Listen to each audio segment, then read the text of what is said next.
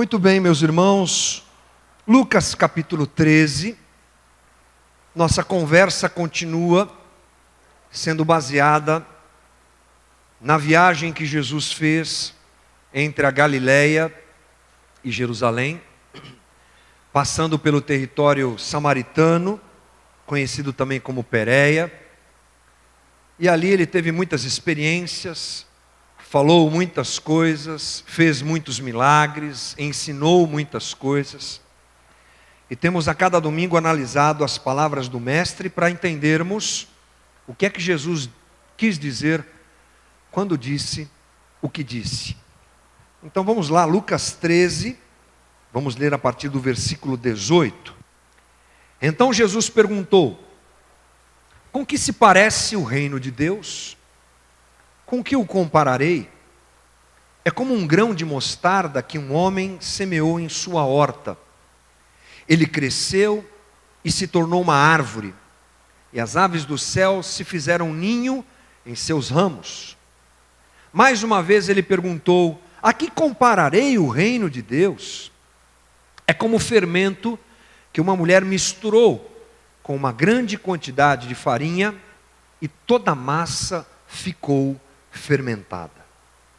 Senhor, pedimos que nos ajude nesse momento, manifestando mais uma vez a Tua graça maravilhosa, o Teu amor e o Teu cuidado por nós, para que este seja um momento de reflexão, de compreensão da Tua palavra, que não haja em nosso meio nenhum tipo de impedimento, que não haja em nosso coração nenhum tipo de impedimento, mas possamos estar atentos e abertos àquilo que o Senhor quer nos ensinar. Me capacita e me dá graça nessa conversa, é o que eu te peço, como sempre faço, Senhor, e oramos, é claro, em nome de Jesus. Amém. Como eu disse, Jesus está andando no território samaritano, fazendo muitas coisas. E um pouco antes dele dizer essas parábolas, são duas rápidas e curtas parábolas, Jesus estava em uma sinagoga, isso foi alvo da nossa conversa semana passada, e nessa sinagoga Jesus cura uma mulher que era endemoniada e que tinha uma enfermidade que a oprimia durante muitos anos. E ela foi curada, sendo curada, aquele milagre espantou as pessoas que estavam presentes ali na sinagoga e trouxe muitos problemas para Jesus, porque os líderes religiosos da época já estavam perseguindo e condenando Jesus, porque ele veio instaurar uma nova visão, uma nova ideia, inclusive a respeito da lei do Senhor, cumprindo-a profundamente. Então, o líder da sinagoga questiona Jesus, questiona o povo, mas o povo, na contramão disso, fica muito feliz ao ver aquela mulher curada. Eles regozijam, diz o texto. Eles louvam a Deus, eles engrandecem a Deus, eles, devem ter cantado, devem ter adorado a Deus. E Jesus, ao ver aquilo, imediatamente Lucas diz que ele apresenta essas duas parábolas, que falam sobre o quê? Que falam sobre o reino de Deus. Talvez Jesus tenha ficado impactado com a reação das pessoas, ou feliz com a reação das pessoas, ao perceber que o reino de Deus estava sendo implantado, que o reino de Deus estava se apresentando, e aquilo que ele veio fazer estava acontecendo. Então ele apresenta essas duas parábolas, e ele tenta responder essa pergunta que ele mesmo faz. Que pergunta é essa? Com que se parece o reino de Deus? Com que o compararei? O que é o reino de Deus? Ele apresenta duas parábolas, como eu disse, rápidas, para nos tentar fazer compreender melhor o que é o reino de Deus. Falar de reino de Deus não é fácil, é um assunto complexo e profundo. Vamos tentar fazer algumas coisas, trazer algumas coisas aqui de forma sucinta, mas é um assunto que demanda bastante tempo. Quem sabe mais à frente a gente volte a falar sobre isso com mais tempo. Jesus apresenta dois aspectos do reino de Deus nessas duas parábolas. O primeiro aspecto ele apresenta através, é claro, da primeira parábola. Vamos começar do início. Primeira parábola, primeiro aspecto, é a parábola que a gente chama de parábola da semente de mostarda. Diz assim o versículo 19: é como um grão de mostarda que um homem semeou em sua horta. Ele cresceu e se tornou uma árvore, e as aves do céu se fizeram ninhos em seus ramos. Aquele era um assunto bastante conhecido para aquelas pessoas que viviam basicamente da agricultura. Jesus está falando de uma semente muito pequenininha, muito pequena, mas que plantada e devidamente cuidada, rapidamente gera uma árvore grande, tão grande o suficiente para aves do céu repousarem, fazerem seus ninhos naquela árvore. E o destaque é justamente esse: o pequeno que se torna grande, o insignificante que alcança proporções grandiosas, o simples que ocupa um lugar grandioso. Jesus disse que o reino de Deus é assim. Essa linguagem não era desconhecida para as pessoas que estavam ouvindo Jesus. Por quê? Primeiro porque se tratava, na sua maioria, de camponeses, de gente que cuidava da agricultura. Imagina você quais eram as atividades mais importantes daquela época: agricultura, pecuária, essas coisas, né? Simples, de 2000 anos atrás. Falar em semente, falar em árvore, falar em plantar, falar em campo, eles conheciam muito bem isso. Mas além disso, essa ideia está presente de uma forma muito enfática também no Velho Testamento. No Velho Testamento nós temos pelo menos 3 referências importantes sobre isso: Ezequiel 17, 23, Ezequiel 31, 3 e Daniel 4, 12. Quando eles ouviram Jesus falar isso, eles logo perceberam que Jesus estava se referindo àquelas situações proféticas lá do Velho Testamento. E essa metáfora apresentada por Jesus, ela faz uma referência à promessa de Deus de que os povos da terra vão ingressar dentro de um reino. E esse reino vai trazer proteção, bênção e paz para todo mundo. O mestre está se referindo ao quê? Ao reino de Deus, anunciado no Velho Testamento e implantado, trazido à verdade por Jesus, pela sua vida, pela sua morte e pela sua ressurreição. Entre tantas coisas incríveis que Jesus fez, ao sair da eternidade e adentrar na nossa história, uma das coisas mais incríveis é que Jesus implantou o reino de Deus, inaugurou o reino de Deus, startou o reino de Deus entre nós. E quando nós olhamos para o trabalho de Jesus, inicial, nos referindo àquele momento que Jesus está vivendo, é claro que era um momento simples. Pense comigo, como é que o reino de Deus começou? Simples. Um homem, Jesus, junto com 12 discípulos, andando por uma terra desconhecida, simples, sem muita importância, falando e implantando o reino de Deus. Tudo foi muito simples, tudo foi muito singelo. Podemos dizer até que até certo ponto, um tanto quanto insignificante. Jesus, ele depois de um certo momento incomodou a Roma, porque as pessoas começaram a chegar perto dele, mas o reino de Deus naquele momento era assim, uma semente de mostarda. Assim como o semeador coloca um minúsculo grão de mostarda na sua horta, assim o reino de Deus também apresenta, pela atuação fundamental de Jesus na terra, uma configuração modesta e simples, porque tudo foi muito simples, tudo começou de forma muito simples. Mas o que Jesus está apresentando? Ele está antevendo o crescimento do reino de Deus, de algo muito pequeno para algo majestoso, grandioso, que invadiria a terra e que daria às nações a condição de paz, de proteção e de guarida que todos tanto desejavam. Veja como esse crescimento, é claro, começa simples, mas ele cresce. 40 anos depois da morte de Cristo, olha que dado interessante, o Evangelho já tinha chegado a todos os grandes centros do mundo romano. Já havia sido implantado o Evangelho, divulgado o Evangelho. E além disso, em muitos outros lugares afastados, o reino de Deus já estava se apresentando. E desde aquele tempo, o reino de Deus continua crescendo e continua se apresentando a todos nós. E continua tomando espaço na vida do mundo e na história da humanidade. Acho importante para nós caminharmos nessa conversa, percebermos a importância de compreender melhor o que é reino de Deus. Como eu disse anteriormente, é difícil falar sobre reino de Deus, mas vamos tentar compreender melhor isso. Jesus se refere mais de 80 vezes ao reino de Deus nas suas palavras. Isso nos dá a importância que Jesus dava ao reino de Deus. Fala pouquinho sobre igreja e fala muito sobre reino de Deus. Jesus pregava inclusive a mesma mensagem que João Batista. Você sabe que João Batista foi o último profeta, homem que foi levantado justamente para anunciar a chegada de Jesus, e João dizia: o reino de Deus está próximo. E Jesus continuava com esse discurso. Olha só o que ele disse em Mateus 4,17. Daí em diante Jesus começou a pregar: arrependam-se, pois o reino dos céus está próximo. Jesus veio instaurar o reino de Deus. Mateus 4,23 diz assim: Jesus foi por toda a Galileia, ensinando nas sinagogas deles, pregando as boas novas do reino e curando todas as enfermidades e doenças entre o povo. A missão de Jesus ao andar aqui na terra então era essa: contar as boas novas do reino, mostrar como era esse reino, dizer às pessoas como elas poderiam entrar nesse reino, e ele gasta o seu ministério fazendo isso.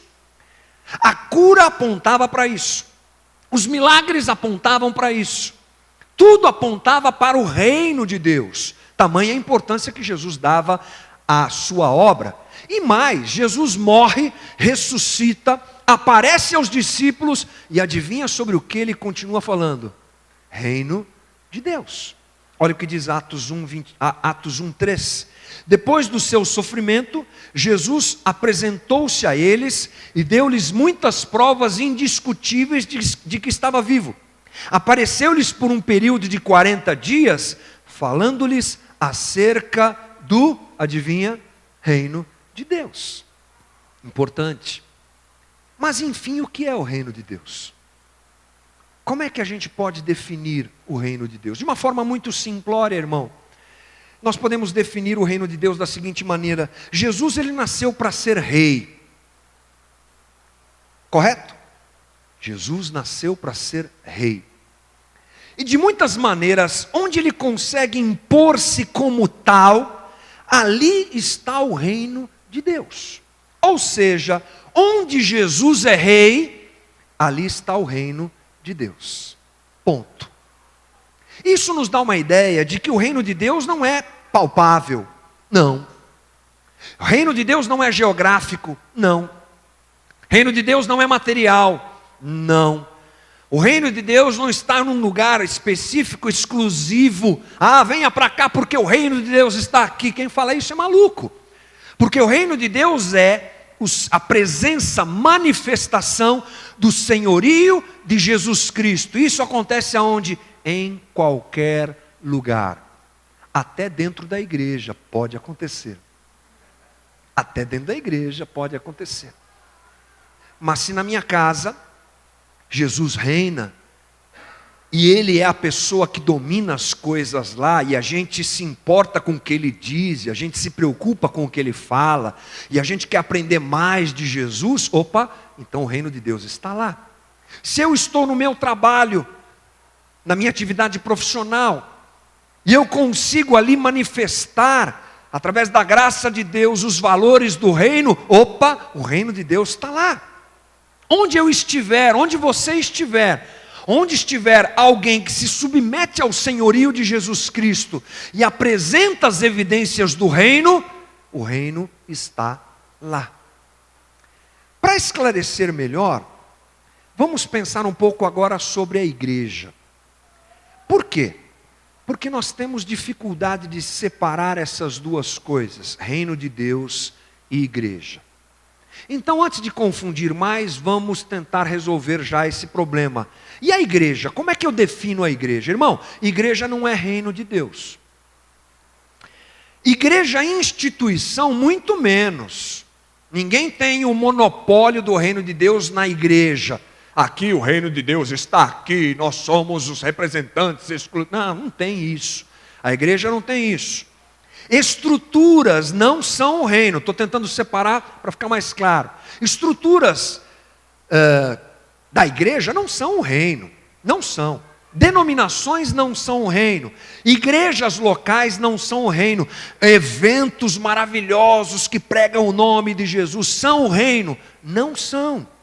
Pastores na televisão, agora a gente tem tanto pastor na televisão e na rádio, aleluia, é o reino de Deus. Não é o reino, não é o reino. Então o que é isso? Tudo pode colaborar para o reino, mas essas coisas não são o reino. A igreja, o que é a igreja então? Já que a gente tem essa dificuldade, mistura tanto isso. A igreja é a comunidade do povo de Deus. Temos uma coisa em comum aqui, irmãos. Creio que pelo menos a maioria de nós entregamos nossa vida nas mãos de Jesus Cristo. Nós o temos como Senhor e Salvador. Nós queremos nos tornar cada dia mais parecidos com Ele, imitando a sua forma de viver. Reconhecemos que sem Ele nada temos, nada somos, e Ele é o nosso Senhor e Salvador. Amém ou não amém? Pronto. Essa ideia bate entre nós? Bate. Você pode torcer por São Paulo, outro pode torcer por Corinthians, outro pode torcer por Palmeiras, não tem problema. Mas o que nos faz iguais é Jesus.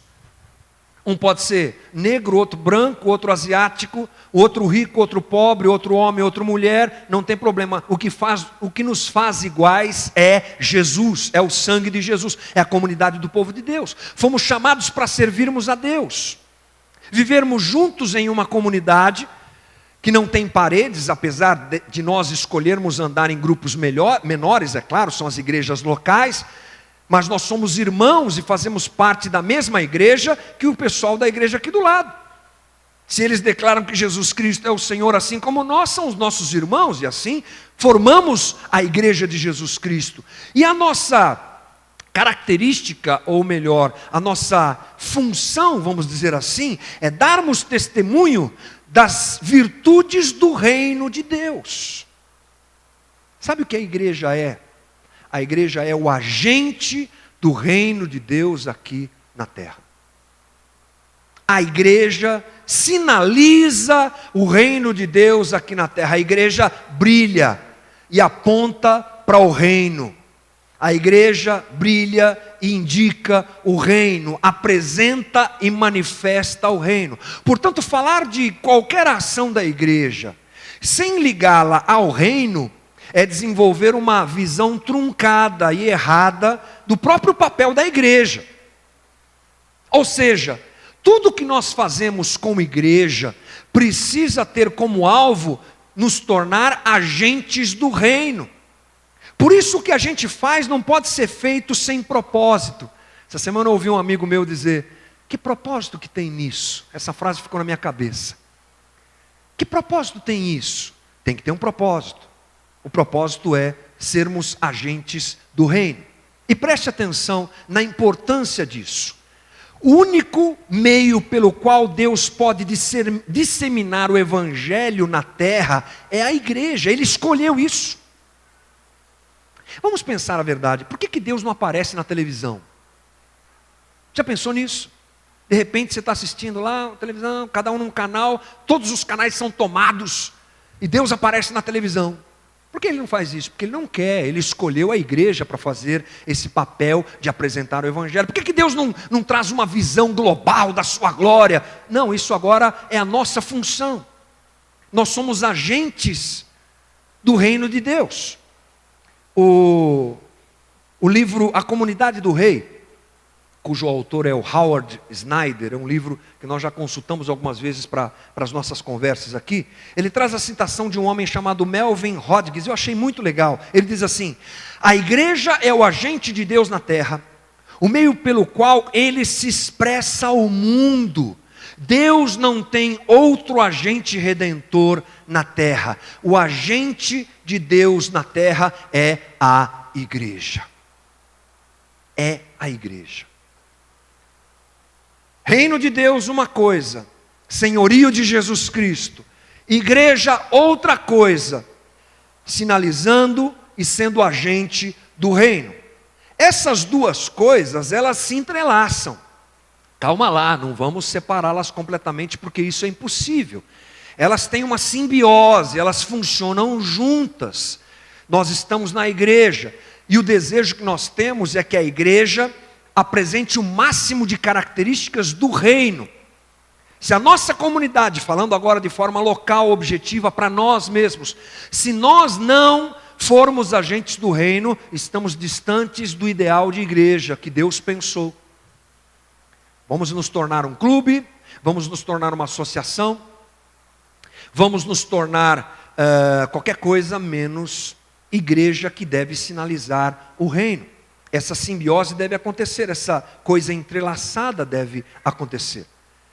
Mas, depois de nós corrigirmos essa percepção sobre o reino de Deus e sobre a igreja, cabe a nós algumas perguntas.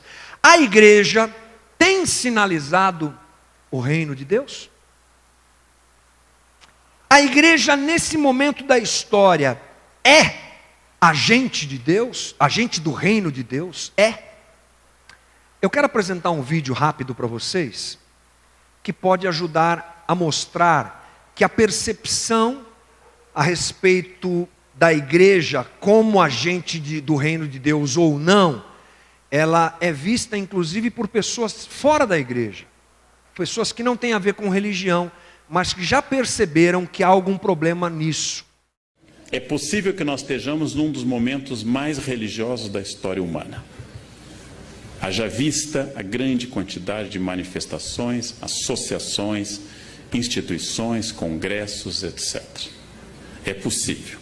E é possível que uma parte desta nova religiosidade tenha a ver com a emersão de um homem líquido, que dá muito pouca importância a algo que não lhe favoreça. E eu diria, não sendo religioso, que o maior desafio dos religiosos hoje é cristianizar os cristãos. Esse é o grande desafio. O desafio do século XV era cristianizar indígenas, 16, no 19 eram os asiáticos, os africanos, idólatras, liberais, ateus. Hoje o desafio é cristianizar os cristãos e parar de dizer Senhor, Senhor, e começar a entender o desafio que significa uma opção de entrega. Então, este é o grande desafio. O campo é bom. Nós temos hoje um prestígio religioso maior do que nunca. A influência política das religiões em 2015 no Congresso é maior do que em 1950. Como enfrentar um ambiente que formalmente é religioso e na prática é completamente egoísta, voltado para si e totalmente alheio a quaisquer desafios religiosos possíveis. Né? Como falar de Deus para quem tem Deus no carro, na casa, na camiseta, mas só não tem no coração e na atitude. Esse é um desafio, é o mesmo desafio de sempre. Como falar da lei para doutores da lei, para escribas e para fariseus. Aqueles que pagam o dízimo sob o cominho e não entenderam o básico. Esse é o desafio contemporâneo. Esse é o Leandro Carnal. Ele é historiador e professor e eu gosto de ouvir muito o que ele diz. Muito coerente nas suas falas. E o que me chamou a atenção nesse vídeo, eu encontrei esse vídeo na internet essa semana, é justamente o título, que é fruto de uma frase que ele disse aí. Nós precisamos cristianizar os cristãos. A verdade é que há uma distância muito grande entre a realidade da igreja ser um agente do reino e o que nós vemos hoje acontecendo na igreja. Nós vemos de tudo.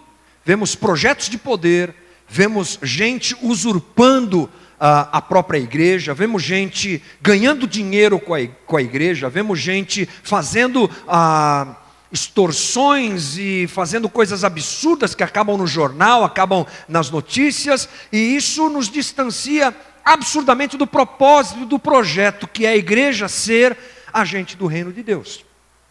É aí que entra a segunda parábola. Talvez o problema de nós não termos uma igreja que seja efetivamente agente do reino de Deus, seja em parte respondido pela segunda parábola. Vamos a ela então. A parábola conhecida como parábola do fermento, diz assim o versículo 20, Lucas 13. Mais uma vez ele perguntou: a que compararei o reino de Deus? É como o fermento que uma mulher misturou com uma grande quantidade de farinha, e toda a massa ficou fermentada. Interessante, né? Primeiro ele compara o reino a uma semente de mostarda, e agora ele compara o reino ao quê? Ao fermento. Jesus sai de uma visão ampla, grandiosa, e vai para algo menor, mas mais profundo, se dirigindo a nós. Ele sai da semente que gera uma grande árvore para o fermento que é colocado no interior da massa. Ele começa a dizer que o reino de Deus é alguma coisa assim, como um fermento colocado dentro de uma massa e que leveda a massa toda. Cabe aqui um esclarecimento. Algumas pessoas acham que Jesus está falando sobre pecado, porque ele usa o termo fermento, que ele já usou em outro momento, dizendo aos seus discípulos: afastem-se do fermento dos fariseus. Alguns intérpretes dão essa linha de pensamento, usam essa linha de pensamento, mas não é a mais correta, vamos dizer assim. Jesus está falando do próprio evangelho, do próprio reino de Deus, que entra dentro do homem e que deve fermentar toda a massa. Interessante isso. Olha o que ele diz lá em Lucas 17, 20. Sendo Jesus interrogado pelos fariseus sobre quando viria o reino de Deus, respondeu-lhes: o reino de Deus não vem com aparência exterior, nem dirão, ei-lo aqui ou ei-lo ali, pois o reino de Deus está dentro de vós. Jesus sai de um aspecto exterior grande e vem para dentro da gente. E ele começa a dizer: o reino de Deus precisa ser, ele é, melhor dizendo, como um fermento que entra dentro do homem, vai fermentando a massa, vai tomando conta do homem. O ponto que Jesus está enfatizando, então, nessa parábola, é esse: o reino de Deus introduzido no coração dos homens, na vida humana, de forma exterior, entra no coração do homem, exerce uma influência sã, sadia, incrível, completa e penetrante, e vai tomando conta da vida do homem, e assim vai saindo, vai se expondo, vai apresentando as características do reino para fora. Conduz os homens de diante para o alvo da perfeição, aquele que é planejado por Deus, e assim trabalha o coração de cada ser humano que é atingido pelo evangelho.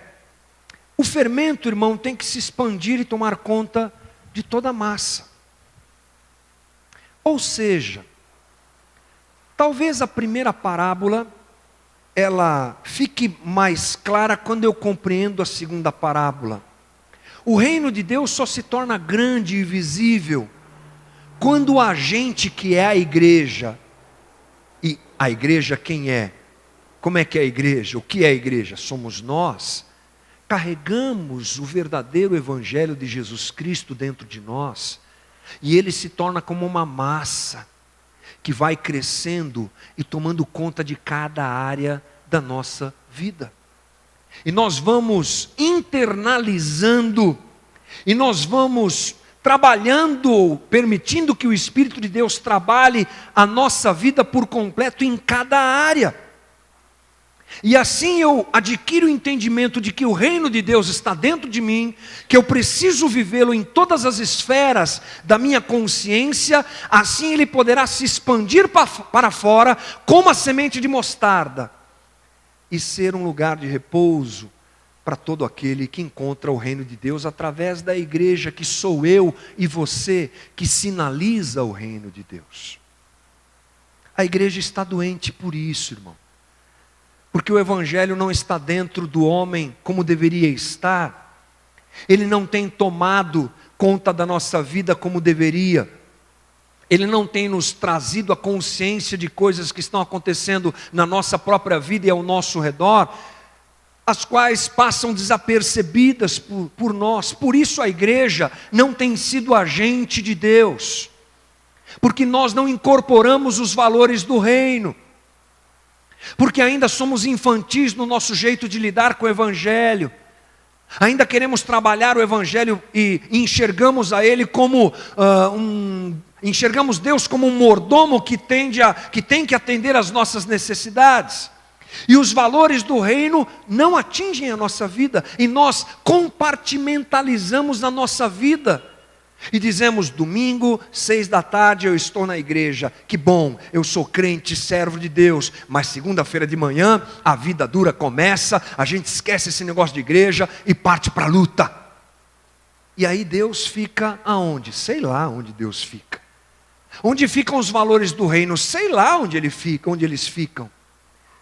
E nós não combatemos esse sistema e não sinalizamos o reino, porque na verdade o reino não está dentro de nós. A religião está dentro de nós, os nossos interesses estão dentro de nós, mas o reino passou longe. Quero ler para você 2 Coríntios 10, 3. O apóstolo Paulo fala umas coisas muito legais, eu quero ler aqui na linguagem a mensagem, que é mais tranquila para nós entendermos, e diz assim: o mundo é sem princípios, é uma selva lá fora, ninguém joga limpo, mas o cristão não vive nem age desse modo. Nunca nos comportamos assim e jamais o faremos. As ferramentas que usamos não são para propaganda ou manipulação, mas para demolir esta cultura dominante corrupta. Usamos as ferramentas poderosas de Deus para esmagar filosofias pervertidas, derrubar barreiras levantadas contra a verdade de Deus, encaixar todo pensamento livre, toda emoção e todo impulso à estrutura de vida moldada por Cristo. Nossas ferramentas estão preparadas para limpar o terreno e edificar vidas pela obediência rumo à maturidade. Que lindo o que Paulo fala, mas distante da nossa realidade, distante desse momento histórico que nós vivemos. Talvez na época de Paulo isso fosse uma verdade mais consistente, mas hoje a igreja tem se encontrado cada dia mais distante de ser o agente do reino de Deus aqui na terra. Do que é que nós estamos falando, irmão? Nós estamos falando de valores básicos que devem nos incomodar, como por exemplo, justiça. Deve haver um incômodo em nós por qualquer tipo de resquício de injustiça. E onde houver injustiça, quiçá haja um servo de Deus apontando as verdades do reino ali e denunciando injustiça. Não podemos vivê-la, não podemos produzi-la, porque ela não faz parte do reino de Deus. Ética. Estamos falando sobre ética. A palavra ética, derivada do grego, significa aquilo que pertence ao caráter. Hoje, quando você fala que é cristão, não é um bom cartão de visita, né? Meu pai trabalhou nas lojas pernambucanas na década de alguns anos atrás, né, seu Silas? Tá bom, 60. Ele me conta a história de que ele era atendente de balcão e quando chegava um crente lá, comprava no fio do bigode.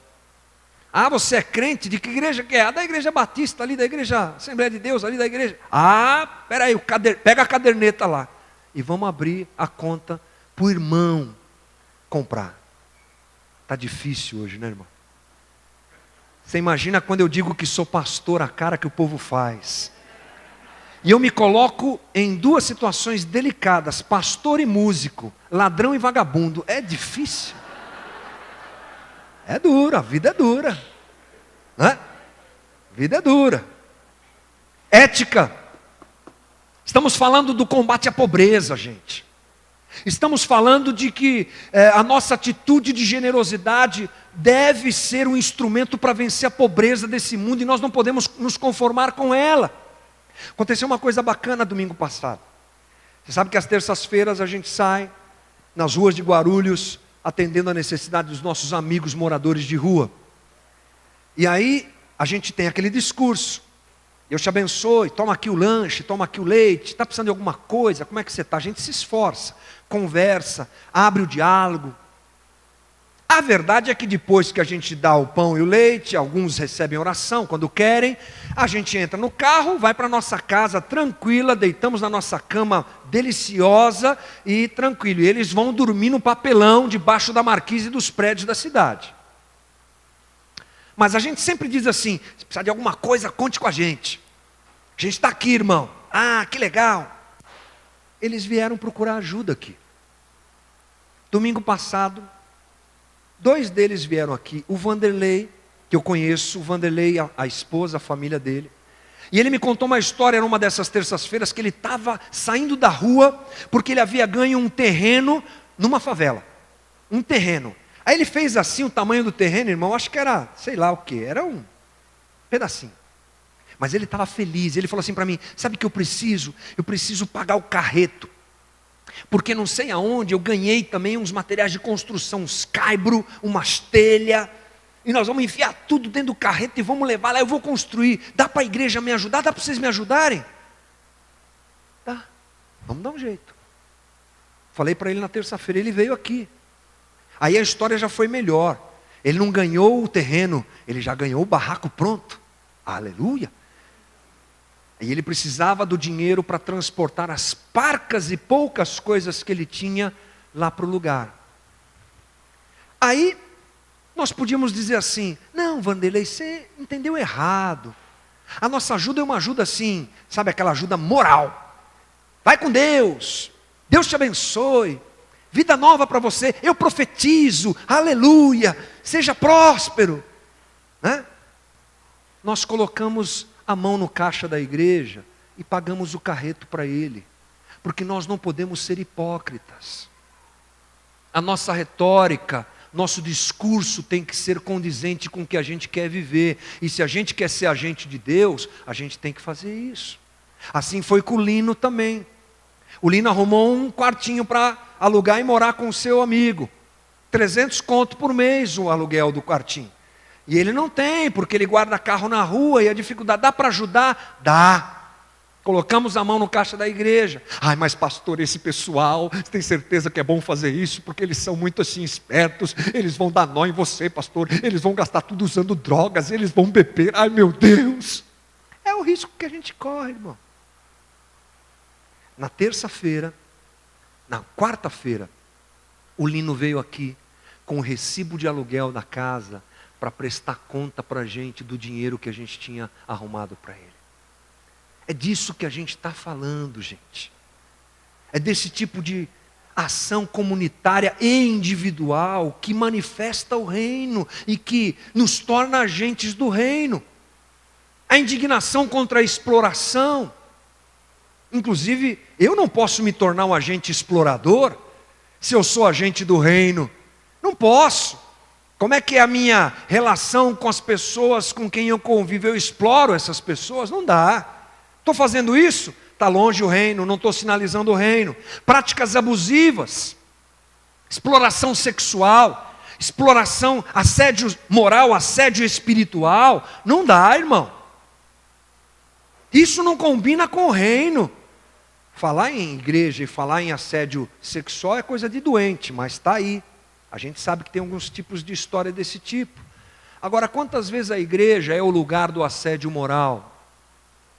Quantas vezes e quantos de nós fomos assediados espiritualmente por aqueles que se denominam maiores e superiores e que oprimem os outros? É o que a gente vê, irmão. Me desculpe, mas é a pura realidade. Nós não podemos ser coniventes com isso. Isso não é reino de Deus. Isso não sinaliza o reino de Deus. Estamos falando dos direitos das mulheres, dos menores. Estamos falando, por exemplo, de educação. Ah, mas não tem nada a ver, o governo, é isso aí, é o governo que tem que cuidar disso. Você sabia que a humanidade, ela tem um dia, um momento, melhor dizendo, de mudança na educação que aconteceu por causa da reforma protestante no século XVI? Você sabia disso? Um estudioso chamado Luziaga diz assim: A educação pública, isto é, educação cristã, organizada e mantida pelas autoridades oficiais, municípios, províncias, estados, começa com o movimento da reforma religiosa. A igreja tem a ver com isso. Vamos procurar o nosso jeito de sinalizar o reino nesse aspecto, mas tem a ver com a gente. Estou falando de honestidade. Estou falando de empresários exploradores dos seus empregados. Estou falando de calote que a gente não pode dar. Estou falando de um monte de coisas desse tipo. E nós não podemos pensar que o reino de Deus é lá, é amanhã, beleza. Estou garantido, entreguei minha vida para Jesus, eu vou para o céu. Vou encontrar o reino de Deus. O reino de Deus já está dentro de nós, já está aqui, já está acontecendo. Já é uma obra de Deus. Já está entre nós. Chegará o dia que tudo se convergirá para Jesus, em Jesus. Mas até lá, somos nós os agentes que sinalizam o reino de Deus. Ei, olha para mim. Eu sou agente do reino de Deus. Assim, pode ser, mas principalmente apresentando os valores do reino na minha vida. Principalmente pregando sem palavras. Principalmente sendo o que eu tenho que ser, agente do reino, onde eu estiver, fazendo o que eu estiver fazendo. Portanto, para finalizar, quero dizer para você que quero dizer para você que o grão de mostarda se tornará realmente grande e alcançará todas as nações, fazendo-as convergirem ao Senhor, quando o fermento do Evangelho realmente tomar conta da massa, que é a minha vida, e os meus valores forem os valores do reino de Deus. Esse é o nosso desafio, gente. Make way for Christ and say, let your kingdom come, let your kingdom come.